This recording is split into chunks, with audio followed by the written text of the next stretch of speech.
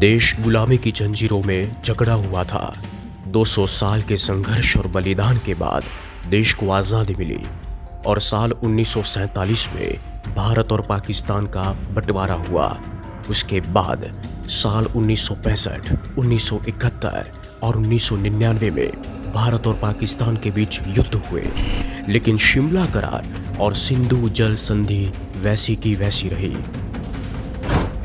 लेकिन अप्रैल 2025 में हमले के बाद CCS की बैठक में जो निर्णय लिए गए, उसमें सबसे पहले बात सिंधु जल समझौते को रद्द करने की सामने आई, तो दूसरी ओर शिमला करार भी रद्द करने की बात उठी। अब जानना ये जरूरी है कि शिमला करार और सिंधु जल समझौते आखिर है क्या।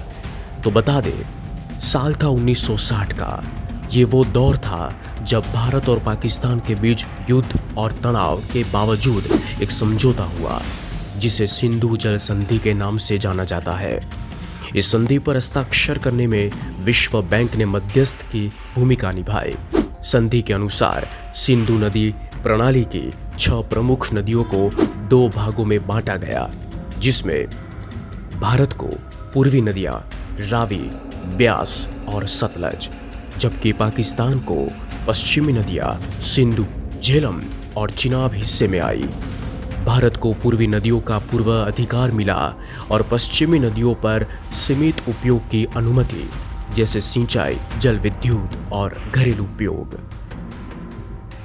हाल के वर्षों में, खासकर उरी 2016 और पुलवामा 2019 जैसे आतंकी हमलों के बाद भारत में सिंधु जल संधि पर पुनर्विचार की मांग तेज हो गई थी।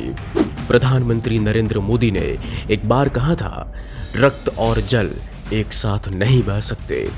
भारत ने कई बार संकेत दिए कि यदि पाकिस्तान आतंकवाद को बढ़ावा देता रहा तो भारत संधि को रद्द करने पर विचार कर सकता है, और हुआ भी कुछ ऐसा। The Indus Waters Treaty of 1960 will be held in abeyance with immediate effect until Pakistan credibly and irrevocably abjures its support for cross-border terrorism. Sindhu जल संधि रद्द होने से पाकिस्तान की जल सुरक्षा को खतरा पड़ सकता है, क्योंकि देश की 80% सिंचाई पश्चिमी नदियों पर निर्भर है। जब भारत और पाकिस्तान का बंटवारा हुआ तो नदियां तो वही रही, पर उनका नियंत्रण भारत के पास था। पाकिस्तान की ज्यादातर जमीन कृषि पर निर्भर है और वो पानी आता है भारत से बहकर जाने वाले पश्चिमी नदियों से, सिंधु, झेलम और चिनाब। मार्च 1948 में भारत ने पंजाब पाकिस्तान की 2 नहरों का पानी रोक दिया तो पाकिस्तान में हाहाकार मच गया था। युद्ध जैसे हालात बन गए, लेकिन तभी हुआ कुछ हैरान कर देने वाला। दोनों देश बातचीत की टेबल पर आ गए थे। अब बात शिमला करार की करें। साल 1971 में भारत और पाकिस्तान के बीच हुई जंग में पाकिस्तान की परास्त हुई थी। तब पाकिस्तान की 5000 चौरस माइल जमीन और 90,000 से ज्यादा जवानों को भारत ने बंधक बनाया था, जिसे मुक्त करने के लिए 2 जुलाई 1972 के वक्त पाकिस्तान के जुल्फिकार भुट्टो हिमाचल प्रदेश की राजधानी शिमला शांति का प्रस्ताव लेकर आए थे।